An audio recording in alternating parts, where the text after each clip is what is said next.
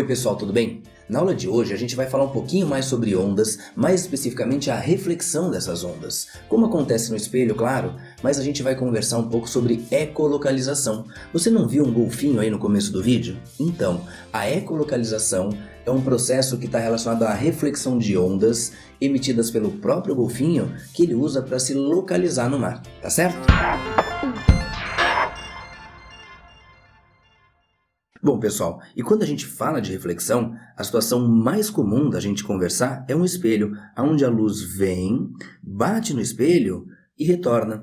Bom, o que eu percebo ali? Eu tenho dois meios diferentes. O espelho é a separação entre os meios. Então, a luz, no caso a onda, incide no espelho e retorna. Então, para a gente, na reflexão, a onda incide em uma separação de meios e retorna para o meio onde ela estava. Agora, tem umas informações importantes da gente entender que para isso é fundamental que você tenha assistido a nossa aula passada, a primeira aula sobre ondas.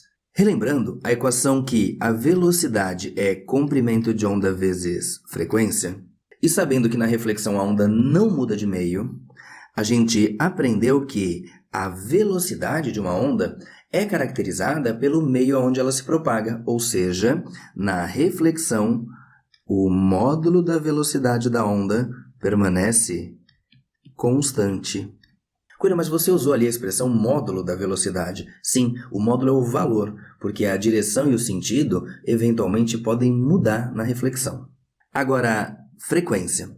Como a gente falou na aula passada, a frequência ela é caracterizada pela fonte que emite a onda, ou seja, a única forma de mudar a frequência de uma onda é mudando características da fonte. Portanto, na reflexão, a frequência também permanece constante. Agora, sobrou para a gente o comprimento de onda lambda. Vamos pensar juntos. Se a velocidade é constante, se a frequência é constante, o comprimento de onda também só pode ser constante. Ou seja, na reflexão, a velocidade, o comprimento de onda e a frequência permanecem constantes. E mais detalhes sobre a reflexão da luz a gente vai deixar para conversar lá para frente quando a gente começar uma parte da matéria chamada ótica. Agora, a gente vai falar um pouquinho sobre reflexão de onda em cordas. Por exemplo, alguém vai tocar um violão, um cavaquinho, um contrabaixo, um piano. Quando alguém está cantando, as cordas vocais vibram e esse tipo de vibração está relacionado também ao fenômeno da reflexão. Vamos dar uma olhadinha? Vem cá comigo. Você vê ali uma corda esticada presa numa parede. Aí eu vou balançar essa corda fazendo um pulso nela. Ali a gente nota então que esse pulso está se deslocando para a direita com uma certa velocidade v. Eu vou representar essa mesma figura aqui do lado para você. E aí imagina o seguinte, conforme esse pulso continua se deslocando, ele vai chegando próximo à parede, e ao chegar nessa posição, a corda ela tenta empurrar a parede para cima.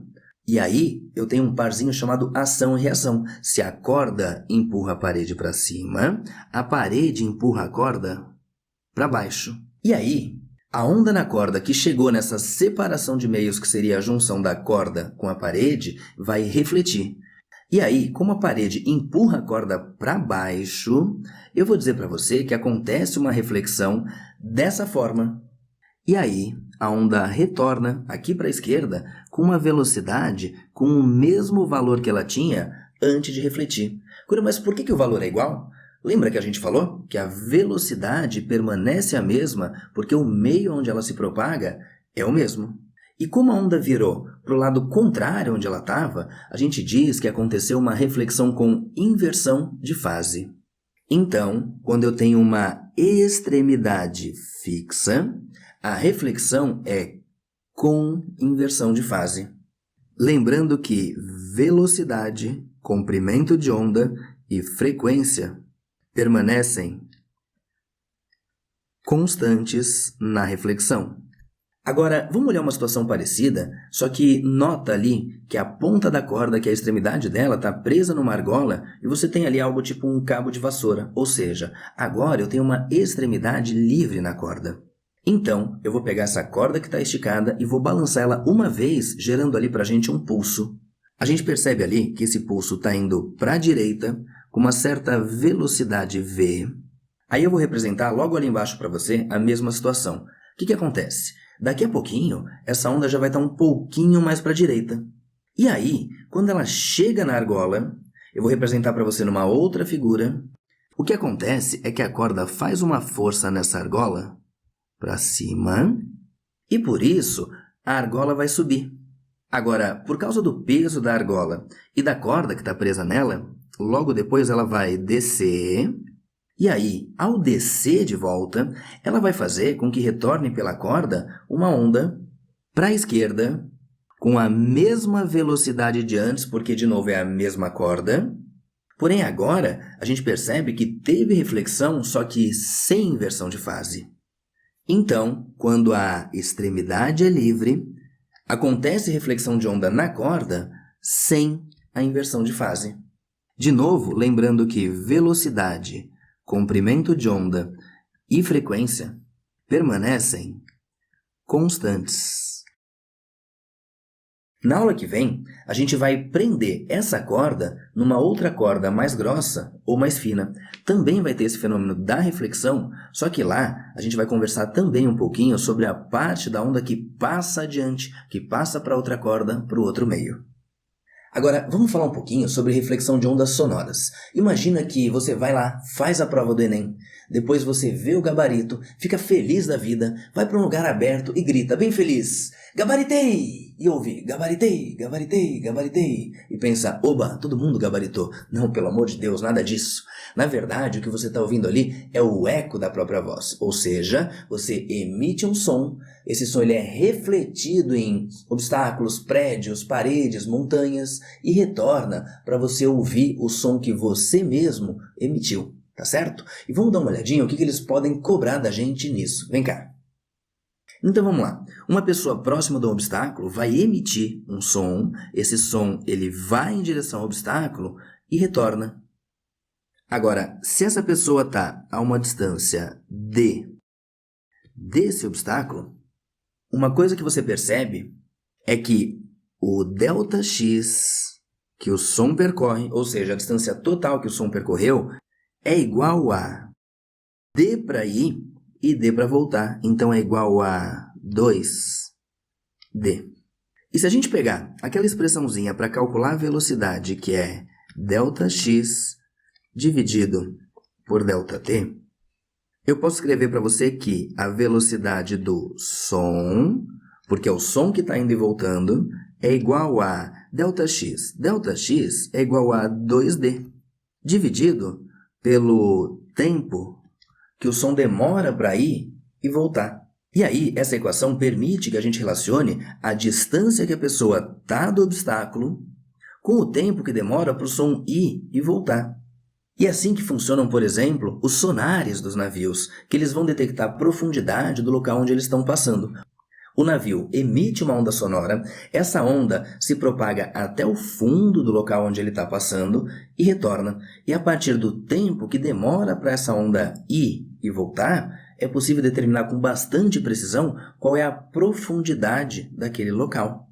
Agora, esse exemplo do sonar que eu te falei ocorre, por exemplo, com os golfinhos. Os golfinhos têm o chamado biosonar. Eles usam a ecolocalização não só para se localizar, mas, por exemplo, para localizar cardumes de peixes.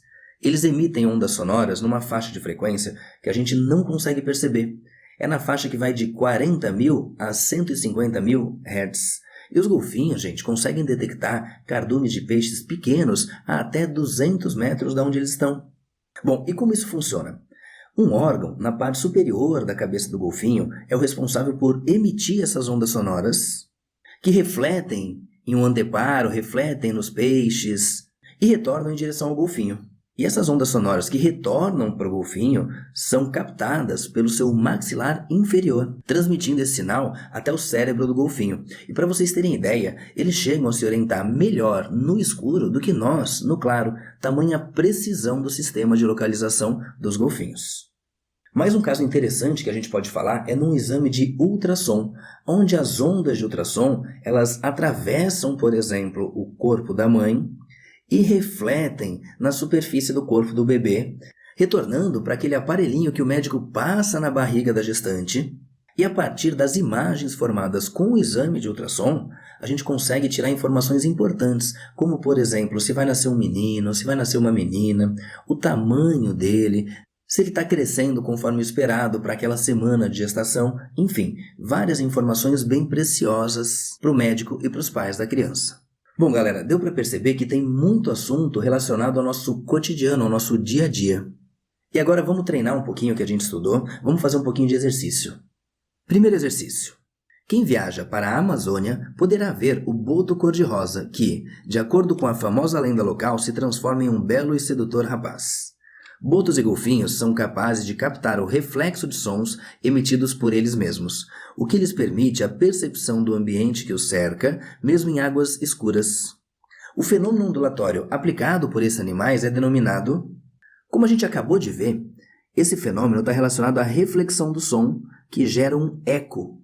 Como a gente está falando de reflexão do som, e a gente aprendeu na aula passada que o som é uma onda mecânica, a alternativa correta é a letra A. Agora, o exercício 2, uma questãozinha da prova do Enem. O sonar é um equipamento eletrônico que permite a localização de objetos e a medida de distâncias no fundo do mar, pela emissão de sinais sônicos e ultrassônicos e a recepção dos respectivos ecos. O fenômeno do eco corresponde à reflexão de uma onda sonora por um objeto, a qual volta ao receptor pouco tempo depois de o som ser emitido.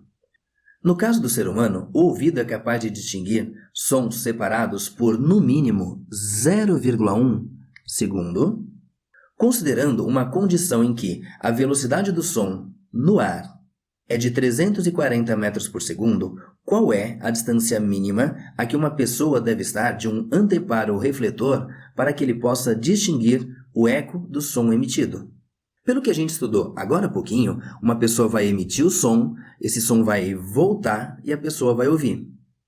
E aí a gente viu que a relação entre a velocidade, a distância e o tempo era dada por essa expressão, onde a velocidade do som é 2 vezes a distância. Coelho, por que 2 vezes a distância mesmo? Porque o som vai e volta, dividido pelo tempo.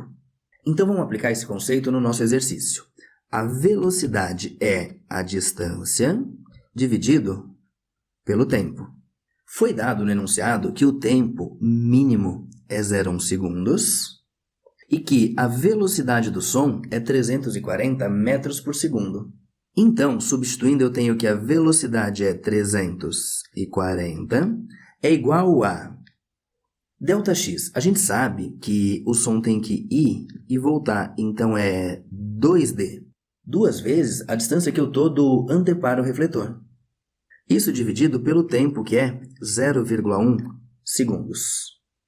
Agora, isolando o 2D, eu tenho que 2D é igual a 340 vezes 0,1. Daí eu tiro que 2D é igual a 340 vezes 0,1 dá 34. Isolando D, eu tenho que D é igual a 34 dividido por 2. Portanto, a distância mínima para que a gente possa perceber o eco é igual a 17 metros. Resposta letra A.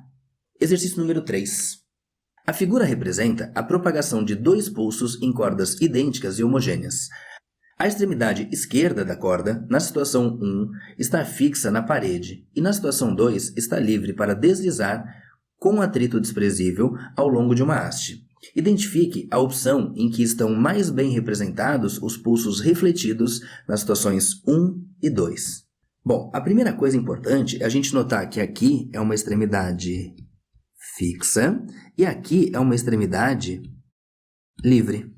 Aí lembra que na extremidade fixa a onda empurra a parede para cima e a parede empurra a corda para baixo. Ou seja, é uma reflexão que ocorre com inversão de fase. Já na situação 2, a corda empurra essa argola para cima e consegue deslizar livremente. Então, na volta, ela desce e o pulso refletido é sem inversão de fase. Então, gente, olhando as alternativas, como na situação 1 eu tenho reflexão com inversão de fase, a letra A não pode ser, a letra D não pode ser, e a letra E, que nem aparece um pulso refletido, também não pode ser. Agora, tá ok o que aparece na letra B e na letra C. Agora, com relação à situação 2. Na situação 2, é uma reflexão sem inversão de fase. Portanto, o que acontece na letra C está errado, ficando ok para a gente o que está na letra B. Então, a nossa resposta desse exercício é a letra B.